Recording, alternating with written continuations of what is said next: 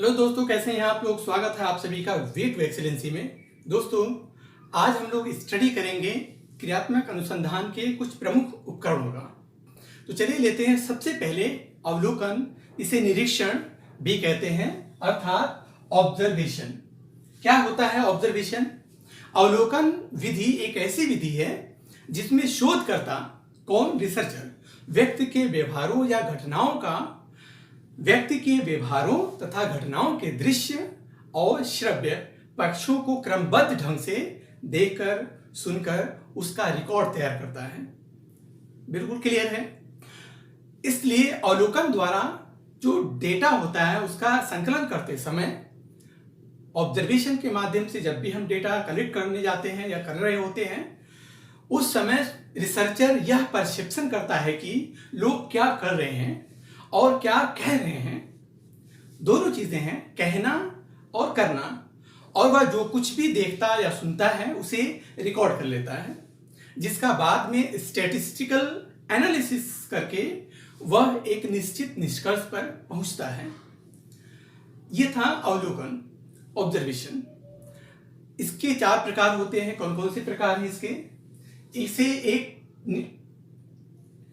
एक टाइप है इसका नियंत्रित अवलोकन, इसे कंट्रोल्ड अवलोकन कहा जाता है। दूसरा है अनियंत्रित अवलोकन या अनकंट्रोल्ड ऑब्जर्वेशन।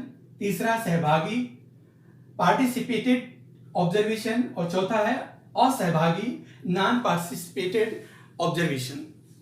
तो दोस्तों, नेक्स्ट स्टार्ट करते हैं। दूसरा पॉइंट, साक्षात्कार, इंटरव्यू। क्या होता है? 2 या 2 से अधिक व्यक्तियों द्वारा किसी विशेष उद्देश्य से आमने सामने की गई बातचीत को साक्षात्कार कहते हैं। डेजिन के अनुसार क्या कहते हैं? डेजिन के अनुसार साक्षात्कार आमने सामने किया गया एक संवादोचित आदान प्रदान है, जहां एक व्यक्ति दूसरे व्यक्ति से कुछ सूचनाएं प्राप्त करता है। जानने का प्रयास करते हैं कितने प्रकार का होता है।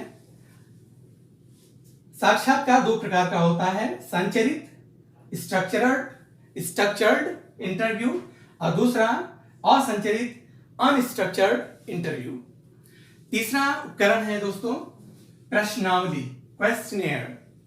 प्रश्नावली एक फॉर्म के रूप में प्रश्नों का एक माला होता है, एक पुंज होता है, जिससे उत्तर देने वाला ध्यानपूर्वक पढ़कर उनका उत्तर अपने अनुभव के आधार पर देता है और उसे शोधकर्ता को फिर लौटा देता है, जिसे प्रश्नावली पुस्तिका, क्वेश्चनेयर बुकलेट के नाम से भी जाना जाता है। एकांशों के आधार पर क्वेश्चनेयर प्रश्नावली 2 प्रकार का होता है। पहला ओपन एंडेड, सीमित एकांश वाले प्रश्नावली, और दूसरा क्लोज एंडेड यानी विस्तृत एकांश वाले प्रश्नावली। इसमें मल्टीपल चॉइस वाले क्वेश्चन और इसमें लॉन्ग टाइप के, शॉर्ट टाइप के क्वेश्चन होते हैं। चौथा है दोस्तों रेटिंग स्केल। रेटिंग स्केल क्या होता है? रेटिंग मापनी एक ऐसा शोध उपकरण है जिसके माध्यम से ऑब्जर्वर या रेटर किसी वस्तु, व्यक्ति या घटना को एक दिए गए वर्ग मापनी, कैटेगरी स्केल के रूप में मापता है।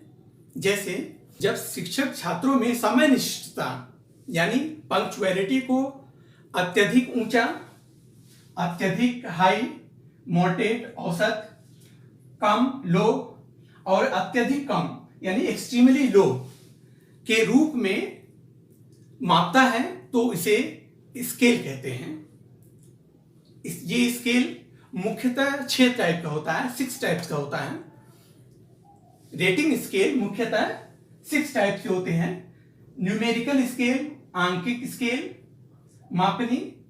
दूसरा ग्राफिकल या ग्राफिक स्केल, आकृति मापनी। तीसरा है परसेंटेज स्केल, प्रतिशत मापनी। चौथा है स्टैंडर्ड स्केल, मानक मापनी। पांचवा है स्केल फॉर क्यूमुलेटिव पॉइंट्स, संचयी बिंदु मापनी। छठा है फोर्स्ड चॉइस स्केल, बाधित चयन स्केल। तो दोस्तों, ये थे रेटिंग स्केल और उसके कुछ प्रकार। नेक्स्ट और लास्ट लेते हैं 5वां case study. Case study. Case study basically होता क्या है? केस स्टडी एक ऐसी विधि है जिसमें सोशल यूनिट्स, सामाजिक इकाई के जीवन की घटनाओं का अन्वेषण और विश्लेषण किया जाता है। सामाजिक इकाई के रूप में एक व्यक्ति, एक परिवार, एक संस्था, एक समुदाय की घटना, कोई नीति, किसी संगठन आदि को लिया जा सकता है। केस स्टडी मुख्यतः दो प्रकार का होता है। कितने? दो। एक होता है अपसरित डेविएंट केस एनालिसिस और दूसरा होता है पृथक नैदानिक यानी आइसोलेटेड क्लिनिकल केस एनालिसिस। तो दोस्तों ये थे एक्शन रिसर्च के कुछ प्रमुख उपकरण। आशा करते हैं आपको परीक्षा में बहुत लाभ पहुंचाएगा। हालांकि इसका संक्षेप में मैंने डिस्क्रिप्शन दिया है, विस्तार से इसको तब स्टडी करेंगे हम लोग जब पूरी रिसर्च को हम लोग स्टडी